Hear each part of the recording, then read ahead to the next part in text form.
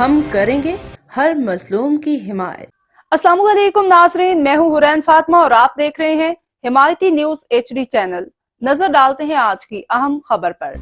Report Muhammad Khan حمایتی۔ سکھن police station کی حدود Qasim town میں چوری اور ڈکیتی کی وارداتوں میں اضافہ ہوتا جا رہا ہے۔ آئے دن ایک مخصوص گروپ لوگوں کے گھروں میں داخل ہو کر ان کی قیمتی اشیاء اور نقدی سے محروم کر دیتا ہے۔ قاسم ٹاؤن میں چوری کی وارداتوں میں ملوث گروپ نے تعلیمی اداروں کو بھی نہ چھوڑا۔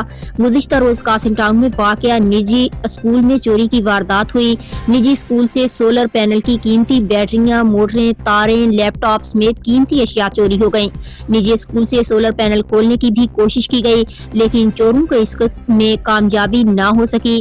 سکھن پولیس اسٹیشن کی حدود قاسم ٹاؤن میں آئے روز چوری کی وارداتوں نے شہریوں کی زندگی اجیرن کر دی ہے۔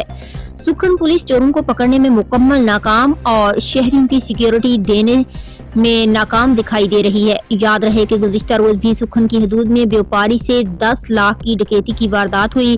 اہلیان قاسم ٹاؤن نے additional IG Karachi SSP Malir سے مطالبہ کیا ہے کہ سکھن پولیس اسٹیشن کی حدود قاسم ٹاؤن میں چوری کی وارداتوں میں ملوث افراد کے خلاف کارروائی کی جائے اور شہریوں کو تحفظ فراہم کیا جائے۔